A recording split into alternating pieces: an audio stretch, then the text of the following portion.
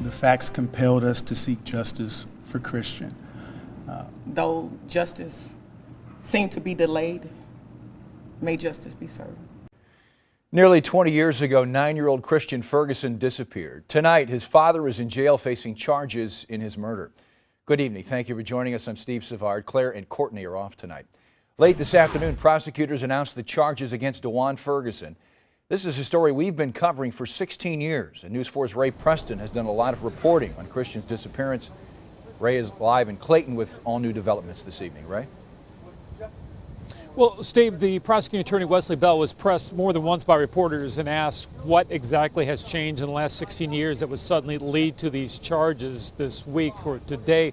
He would not go into any detail, only to say that a fresh set of eyes had now reviewed the case and the evidence. Now, right now, Diwan Ferguson is in the St. Louis County Jail being held without bond. Now, this is a case that has gripped the St. Louis community for several months, starting in June of 2003.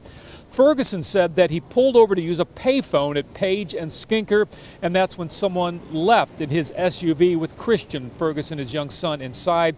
The SUV was found later that day with no sign of Christian. The 9-year-old was a special needs child, and he needed his medication. Ferguson had been in a custody battle with Christian's mother. She was here today and had this to say about what this day means to her. I knew that justice was on its way, but I'm in shock. I feel supported, and I'm excited. I'm a lot of different things right now because I don't know how to be in this place, but I'm glad that I'm here.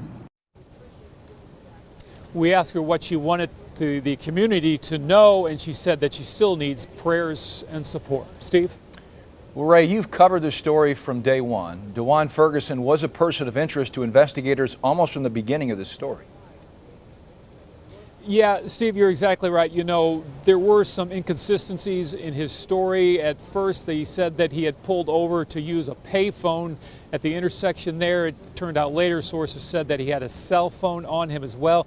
Then he stopped cooperating with police. Also, the FBI would eventually raid his home looking for evidence as well. And Ray, you've noted that when this story broke, there was a heightened sense of urgency to quickly find Christian. Yeah, you're exactly right, Steve. You know, beyond the obvious fact that you have a 9-year-old missing in the community, remember, he was a special needs child, and we were told at the time that he could not go more than 48 hours without his medication, so there was definitely a sense of urgency in the community. There were volunteers that were out searching in neighborhoods. Canine units have been called in as well, but again, they never found Christian Ferguson's body. It remains missing to this day. Steve? All right, Ray Preston live in Clayton this evening. For years, News 4 has followed along as Christian's mother has worked to keep attention on the case. This is video from 2011 near the scene where Christian went missing. 8 years ago, she was still skeptical of the story told by Diwan Ferguson. But a father of my kids staged my son's disappearance right across the street from here, right here at Page and Skinker. And we're gathered here today in his memory. I founded Looking for an Angel Incorporated to increase awareness of and raise monetary rewards for missing persons. For the full press conference and the details of the case and a look back at our coverage of Christian Ferguson over the past 16 years, head to the KMOV News app. It's free to download in your app store.